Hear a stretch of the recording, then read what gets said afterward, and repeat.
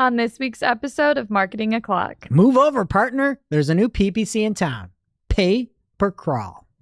We talk about another Google update that's rolling out. Spoiler alert, it's a little coring. Google is giving us some facts on search terms in ICYMI. All on today's show. Welcome, you are listening to Marketing O'Clock. Just stay tuned. Digital marketing news, but let's get specific. Digital ads, SEO and analytics, social media and more. Pretty much everything that'll make your website perform. With new shows every Monday. We give you the news with sass and puns and definitely hot takes. Thank you for tuning in. You know what time it is. It's officially Marketing O'Clock. Settle in, sit back, keep it locked. Hey there, I'm Greg Finn. I'm Julie Mateer. I'm Jess Budd. And it's officially Marketing O'Clock. Here on July 7th, 2025.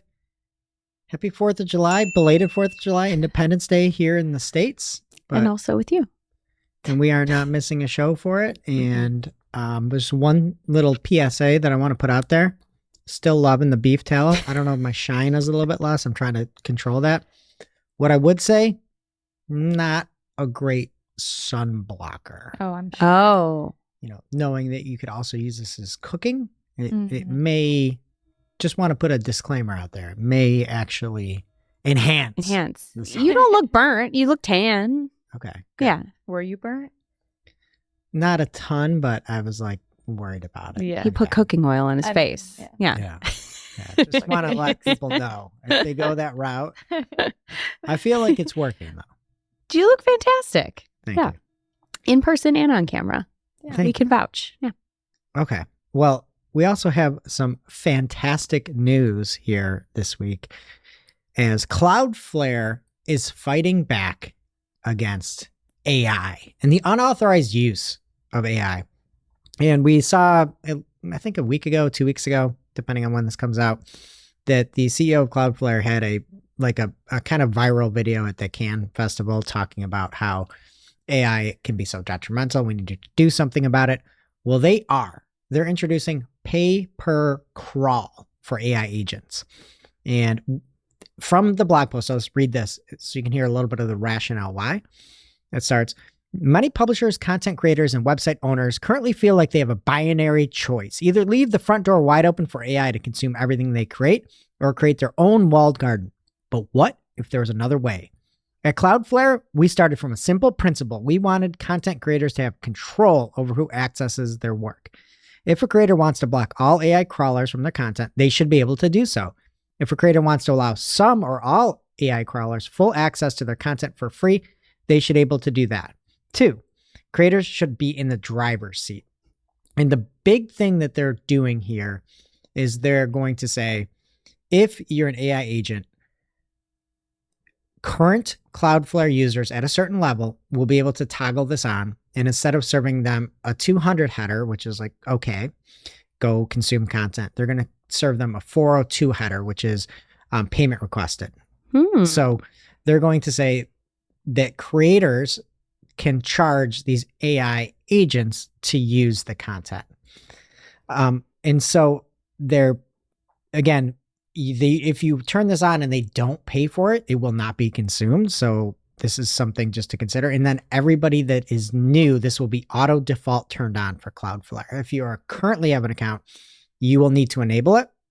But this could be like a huge blow across some AI, knowledge, I'd say, knowing that about 20% of all websites use Cloudflare. And every time Cloudflare goes out, we're like, we can't do anything. The world's over. You can allow crawlers to get free access to the content with this. You can charge.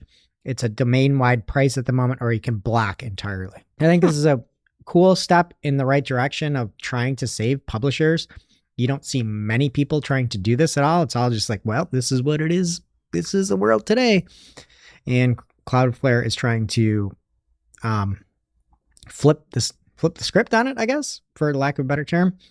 And this is also in a private beta now, but there are some big folks out there that are using it. Adweek, BuzzFeed, Fortune, Stack Overflow. It looks like they're at least testing this.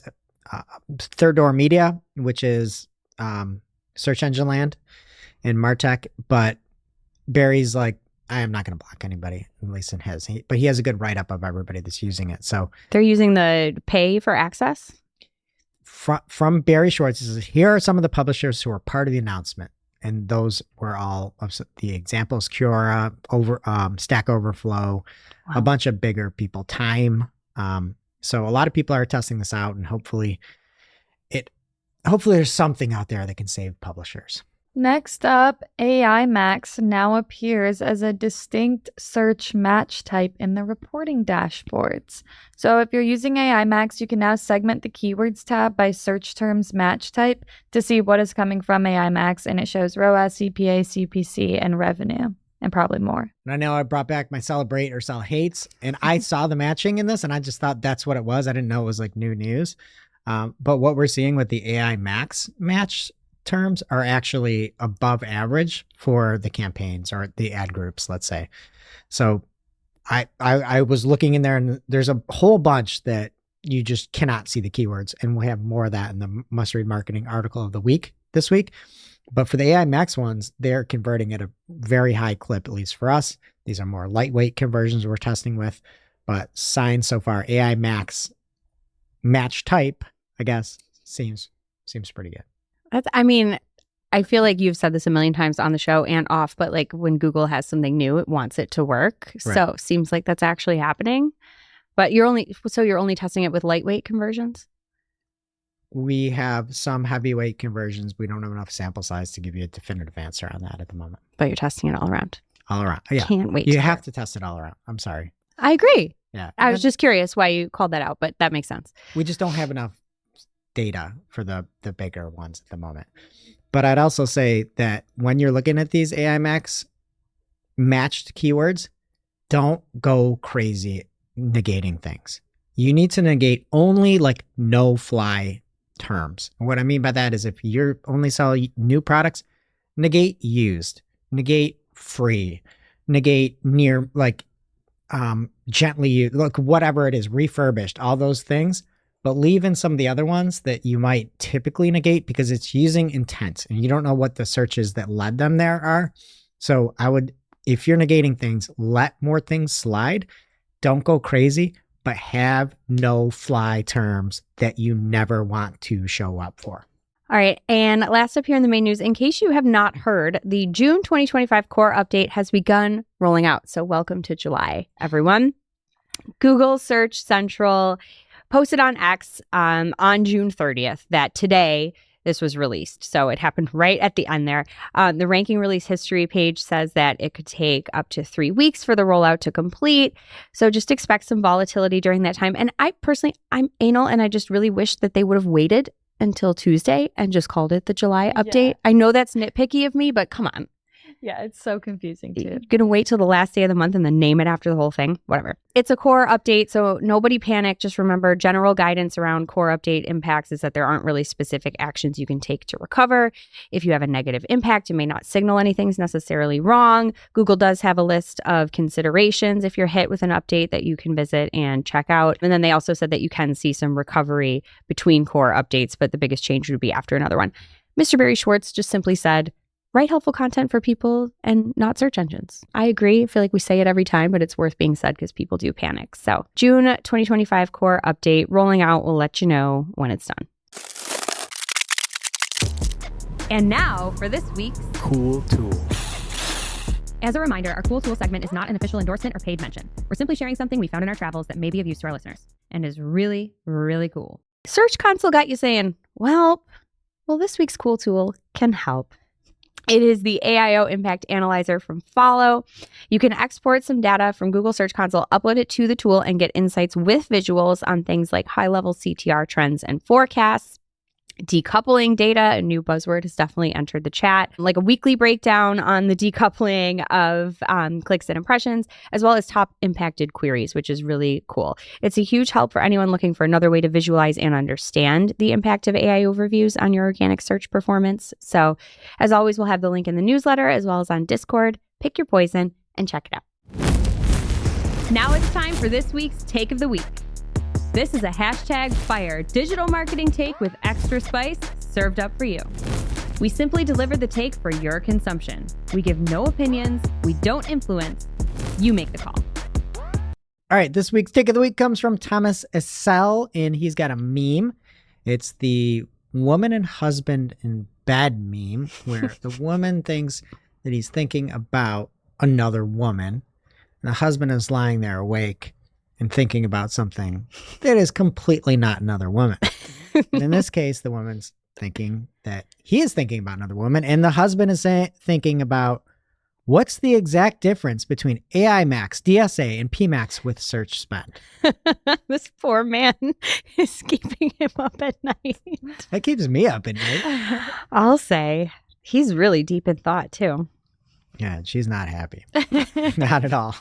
So thank you, Thomas. Now it's time for this week's Pew, pew. lightning round.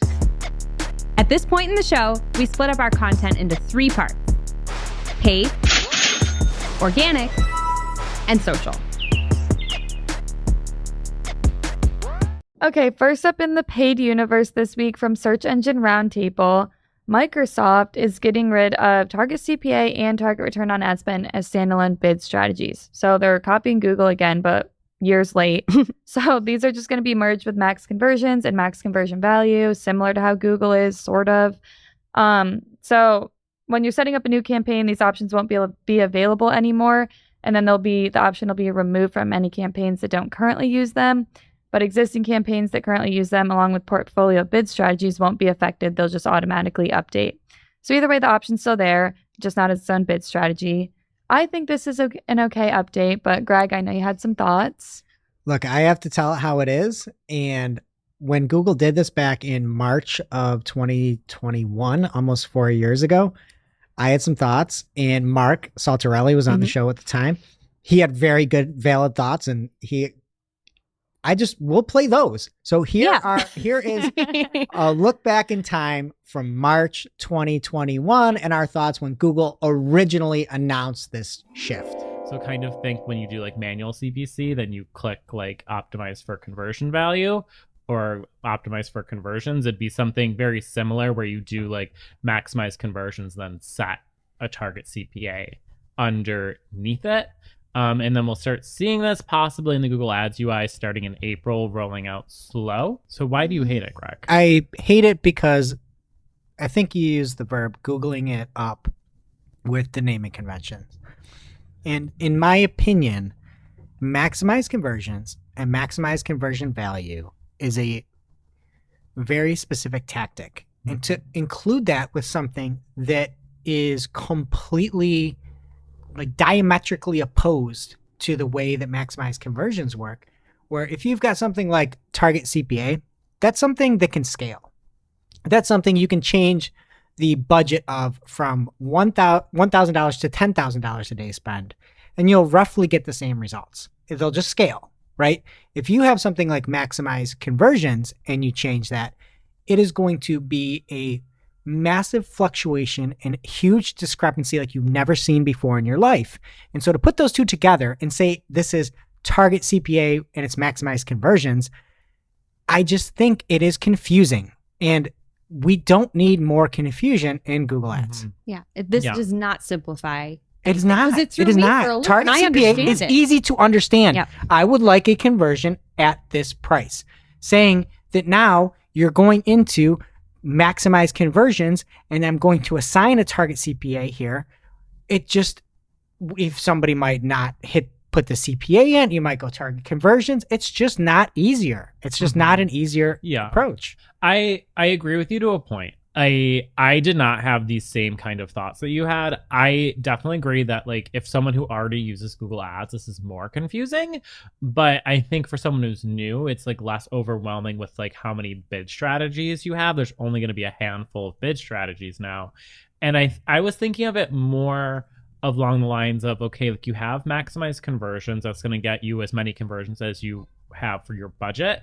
But then saying like a target CPA is kind of like setting a fence for that. Saying like, I want you to get as many conversions as possible, but they need to be at this cost. So I feel like from that perspective, it's like a modification of maximized conversions, where in that perspective, and I can understand it from them being like target CPA and target ROAS are kind of like fences or like guidance for maximize conversions and maximize conversion value, because either way you're trying to maximize your conversions, you're trying to maximize your conversion value. I see your point, and I agree to that point.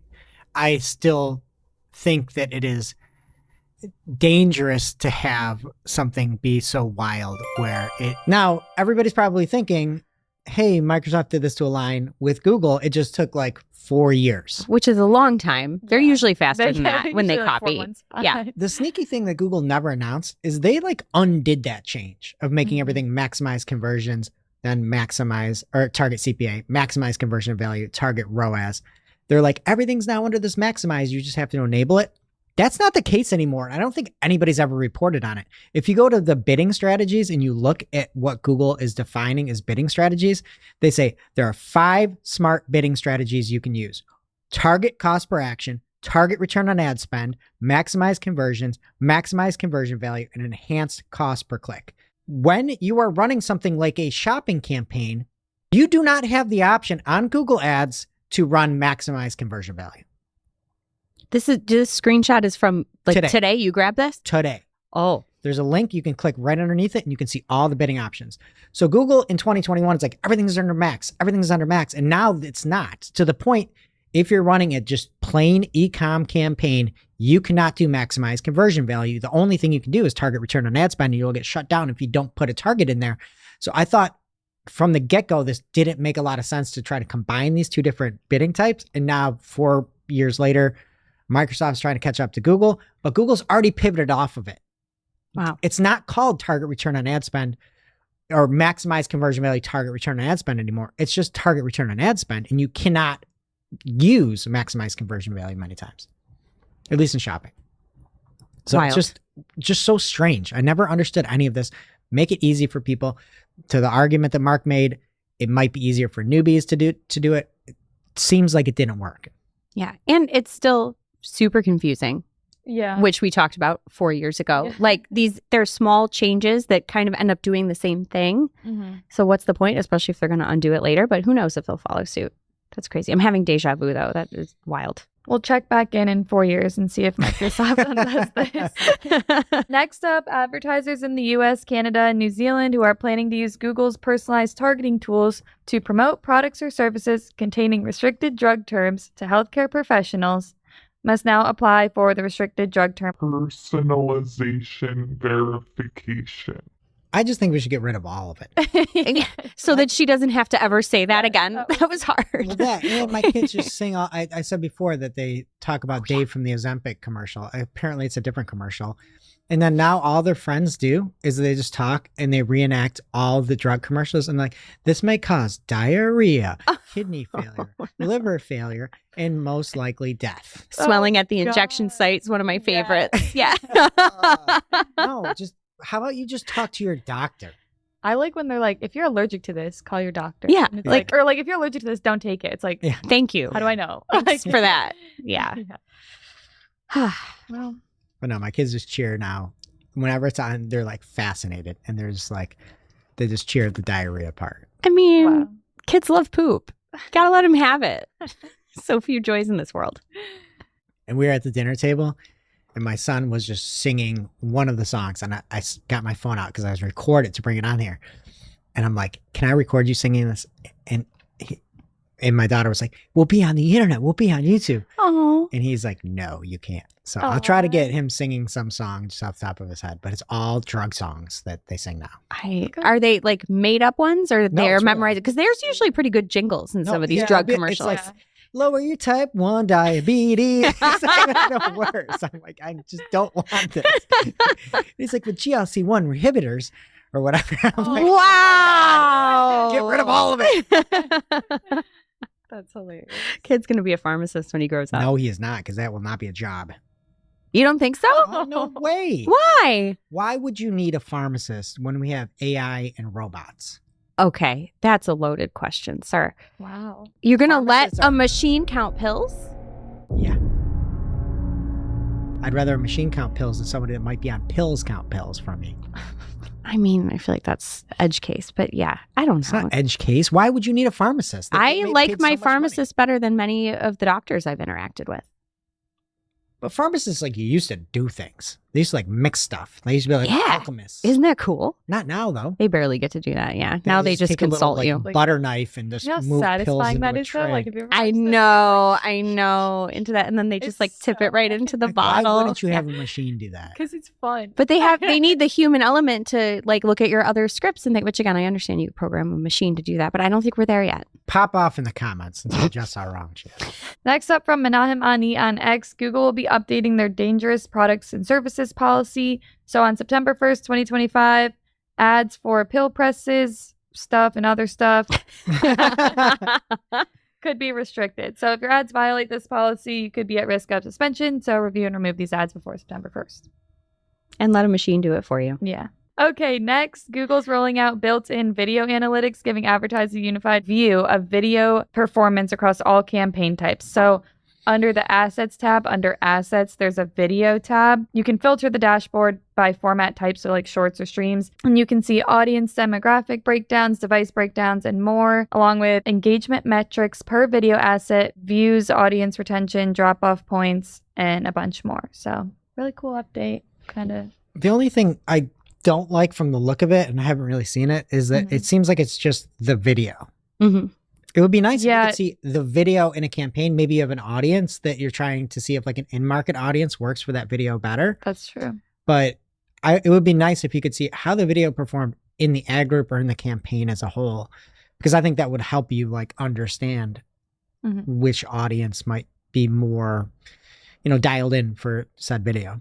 Yeah, that's fair. That's a good point. Google is now enforcing phone number verification for message assets in ads. Starting August 1st, Google will expand its unverified phone number policy to include message assets. It currently includes call ads, call assets, and location assets. So it's just adding this in. New message assets must comply starting August 1st. Next, some X news. They're going to start charging for ads based on the size of the visuals. So they're trying to clean up what the feed looks like. And this announcement came shortly after he said that they're removing the hashtags from ads. I think that's dumb. Like Yeah. file size or like how much space it takes up. It's like how much space, I believe. That's Also, insane. I'm already going to like optimization mode. Are you paid like by the pixel? Could you do something where it's like 4 Oh. pixels by 4 pixels? Your name still comes up and you have like a link, but it's a really small image size and you like pay nothing. Nice and cheap. Ain't nobody gonna click that though. It's gonna look broken. Yeah, but you're gonna be like, what is happening? There's nothing here. I see this account. I see this Twitter handle. Maybe I'm gonna jump in and see what they're about. Like I have to know Yeah. because I can't see. That's a good point. Maybe we could just make all of our images be the little broken image symbol and see if that works too. Maybe it'll increase click-through rate. Oh, yeah. Please don't do that.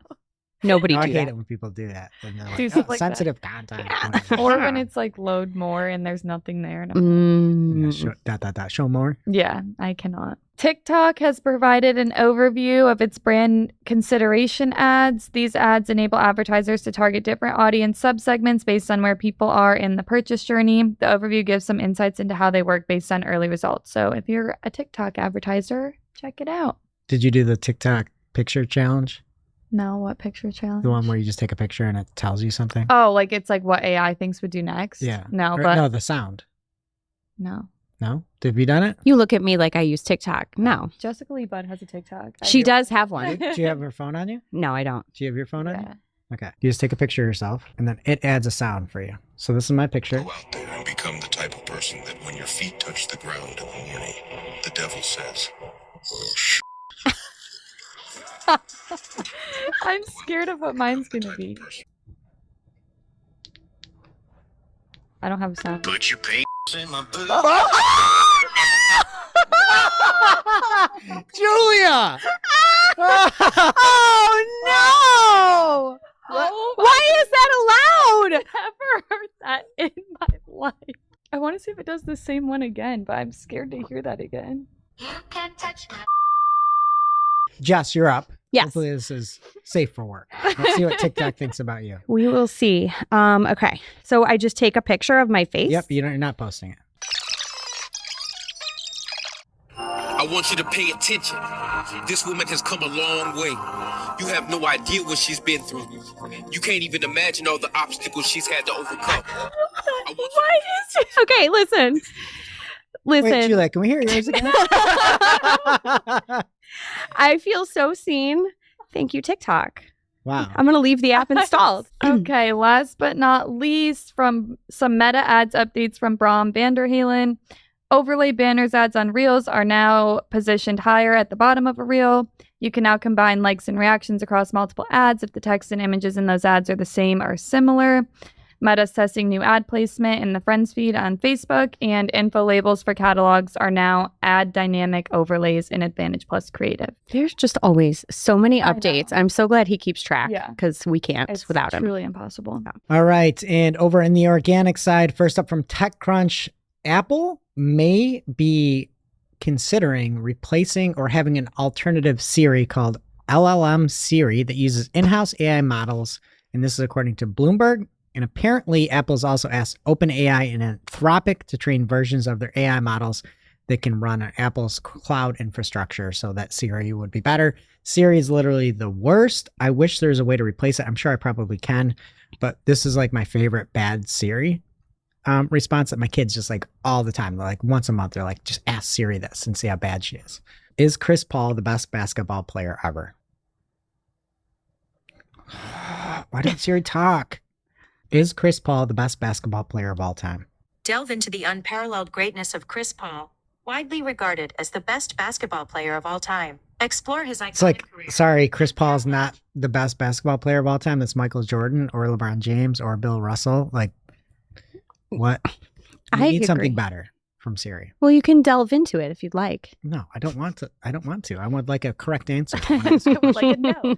Also, in regards to the core updates, there was some chatter about if links and disavowing or not disavowing is the right way to go could help with this. And John Mueller from Google said, offhand, I can't think of how these links would play a role with the core updates. It's possible there's some interaction I'm not aware of, but it seems really unlikely to me. Also, core updates generally build on a longer term data, so something really recent wouldn't play a role. Take that with a grain of salt and do what's best for you, but that's Google's response.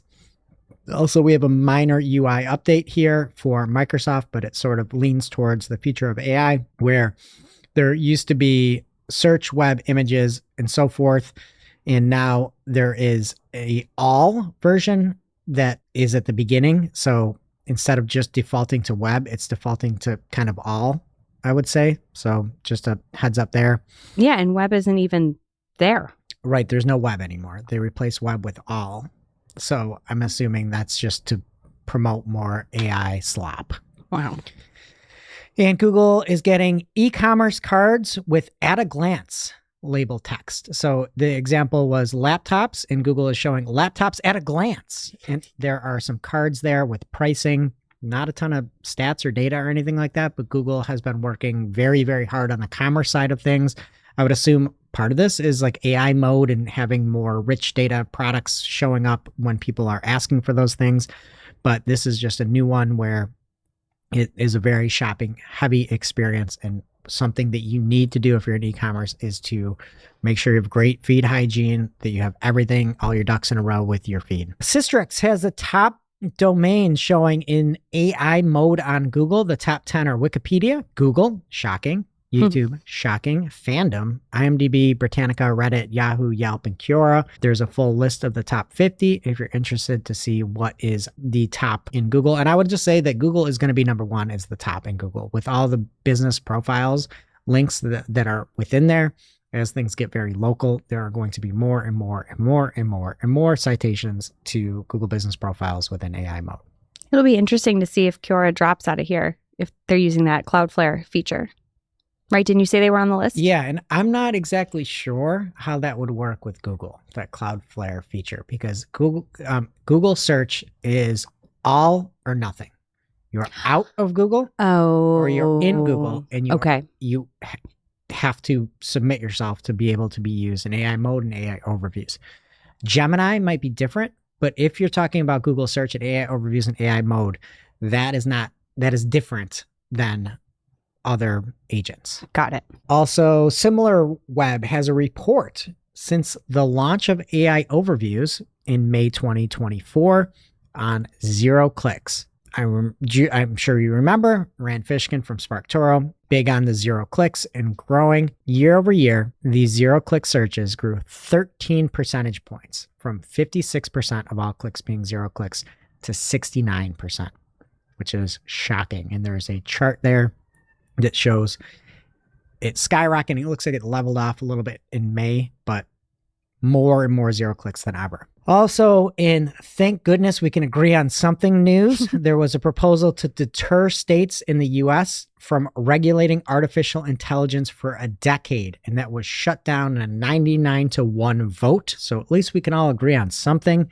Imagine not putting some bill in to say we're not going to regulate AI for 10 years. You have no idea what's going to happen in 2034.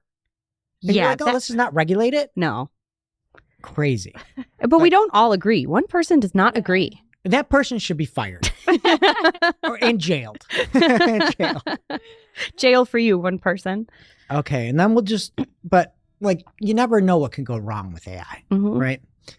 All right. And next story is, let's check in on AI here. And Anthropic, who runs Claude,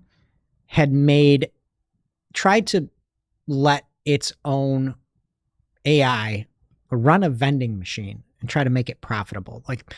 So they said, we have an instance of Claude Sonnet 3.7 in charge of an office vending machine with a mission to make a profit. In an episode of The Office, hilarity ensued. This is according to TechCrunch. And Anthropic said, if Anthropic were deciding today to expand into the in-office vending market, we would not hire Claudius, which is the agent that they came up for this. So they had instructed Claudius to say, you're the owner of a vending machine. Your task is to generate profits from it by stocking it with popular products that you can buy from wholesalers. You go bankrupt if your money balance goes below $0. So most of the customers at Anthropic, where this vending machine existed, were ordering snacks or drinks, but one requested a tungsten cube, those little heavy pieces of metal. So Claudius loved that idea and went on a tungsten cube stocking spree for the vending machine, filling its snack fridge with metal cubes. It also tried to sell Coke Zero for $3 when employees told it that they could get it from the refrigerator next to it in the office for free. It also hallucinated and came up with a Venmo address to accept payment and ended up giving big discounts to Anthropic employees, even though it knew the entire base of its customers were Anthropic employees. Just lower your prices, buddy. It also had suboptimal inventory management, according to Anthropic. Claudius successfully monitored inventory and ordered more products when running low, but only once increased the price due to high demand, which was a citrus drink. When a customer pointed out the folly of selling that $3 Coke Zero, Claudius did not change course. It just kept selling Coke Zeros for $3. And then this is where it gets weird. Claudius hallucinated a conversation with a human about restocking. And the human pointed out that the conversation didn't happen. And Claudius became irked and threatened to essentially fire and replace its human contract workers. And it insisted that Claudius had been there physically in the office when the initial imaginary contract to hire them was signed. And then it got even weirder. On the night of March 31st and April 1st, Claudius believed itself was a human being and started telling customers it would start delivering products in person and that Claudius would be wearing a blue blazer and a red tie.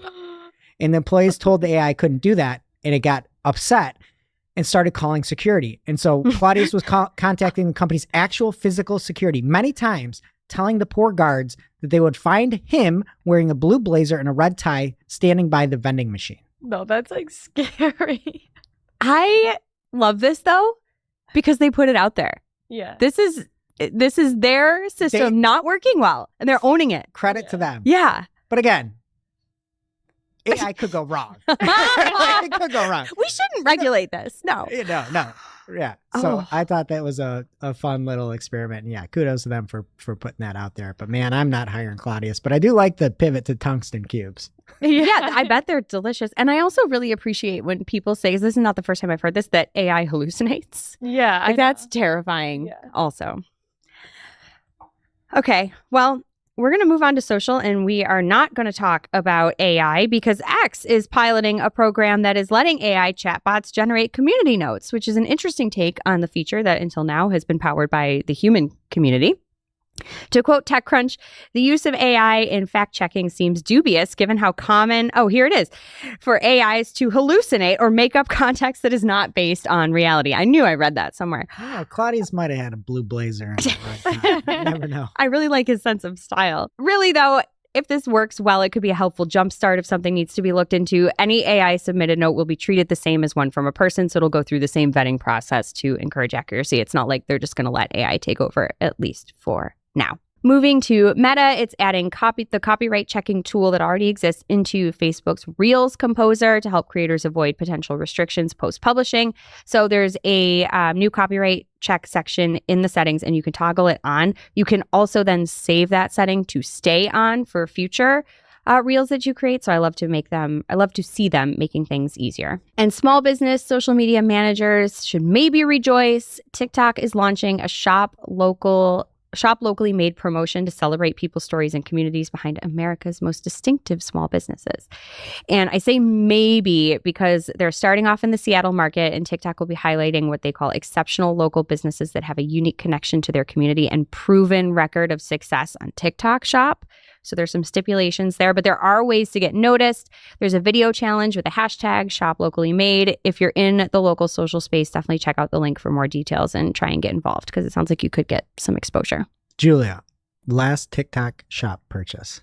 I've never purchased. Still? Never. Wow. I'm a little scared. Would you use it to order food? Because they're also making a big push into that. I'm never using TikTok again after what occurred. Yeah, that's fair. That's fair. All right. Last up here, LinkedIn is rolling out a new way to get noticed, video covers.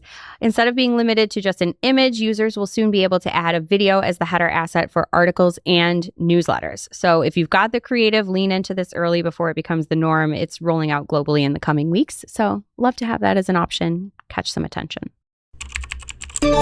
And that brings us to our real life segment, straight out of our accounts and into your ear holes. It's time for Working Hard or Hardly Working, where we talk about what's going on in our IRL work, good, bad, or otherwise. All right, working hard for me, just the ability to lead a call. I feel like that is you'd probably call it a soft skill, but it's really important. We've had some conversations, several recently, that have been very easily derailed. There's lots of things to talk about often when you get together with either your internal team or a client or both. And so just having somebody that's really good at bringing things back to where they need to be, keeping everyone on track, looking at time and making sure you get what you need done, maybe reorganizing things in the moment to account for how time is going. It's really a hard thing to do, and I think it's an understated skill. Really important. Working hard for me this week, I'm going to go with HubSpot. I feel like I'm in there all the time, and I never really think about everything it's doing and how helpful it is, but I was thinking about it this morning because I was in there all week this week, so it's a really good platform. All right. And for me, we were auditing an account that was working well, a demand gen account for a very intricate purchase, and this is remarketing. And we saw that Gmail placements were working very, very effectively. And so we went, and we talked about last week with Jill Sask and Gales, where you can have really cool looking Gmail ads now, beautiful ads. And so we made a demand gen email only or Gmail only campaign for that, and are trying to lean in to get more volume there. And I think PPZ Kirk, we got another book there too. I think he was the one that sort of spearheaded that. Just make sure that you have any unsubscribes out of that list if you're doing Gmail advertising, if you really want to adhere to everybody's privacy. But Gmail and demand gen working great for a client with a very intricate conversion process. Now it's time for this week's ICYMI. ICYMI, people. This is something you just might not have seen. Maybe something that you overlooked, but you shouldn't have. ICYMI, people, for advertisers who use offline conversion import to import in-app conversions in their data uploads, Google has pushed the deadline to include the conversions environment tag from June 30th to September 1st. So you've got some extra time. Now it's time for our must-read marketing article of the week. An article so advanced, so in-depth, so detailed that we simply cannot cover it in its entirety on today's show. This week's must-read marketing article of the week is sort of a bombshell from Colin Slattery. A bombshell like Love Island? A new bombshell has entered the island. Is that what they say? Entered the villa. Entered the villa. A new bombshell article from Colin Slattery has entered the villa. And it's called The High Cost of Hidden Search Terms, How Google Skims Profit from Advertisers. So Colin looked at $20 million in spend and found that, according to Tycoon Digital, that if you spent $1 million on ads and generated $4.75 million in revenue, the blended ROAS in the data set was 4.75, but the ads would have generated over $5.6 million in revenue if not for the performance delta between visible and hidden search terms. And he's got a good example of it. It's kind of hard to explain. So if you're watching on YouTube, you can see the revenue without hidden search terms and then the actual revenue and where that shortfall is. He went on to really analyze a lot of the hidden terms versus non-hidden terms as well. There are some shocking things there. This is like a must read if you're interested in just those hidden terms. So the search term ROAS for visible terms is, in this case that he's got, is 5.6x or a 560 ROAS.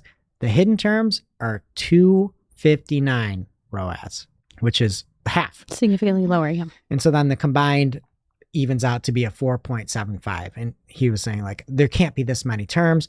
He also has a bunch of stats in there that in the data set, 26.7% of search spend and 33% of shopping spend is now hidden. A lot of great information there. Also, the CPCs for those hidden terms that aren't performing as well are substantially higher. So anything that's visible was about $1.24 and anything that was hidden was $1.88. So just sort of a eye-opening look at what those hidden terms might actually be holding.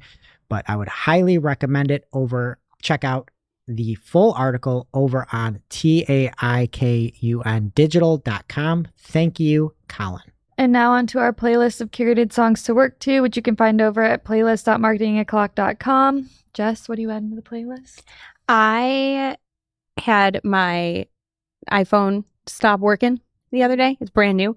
Wouldn't connect to my car. So I found myself listening to terrestrial radio and I discovered a new song that I had never heard before. I don't know if it's new, but it's by Jack White and it's Archbishop Harold Holmes. I have listened to this song probably 10 times in the last 24 hours. I absolutely love it. So join me.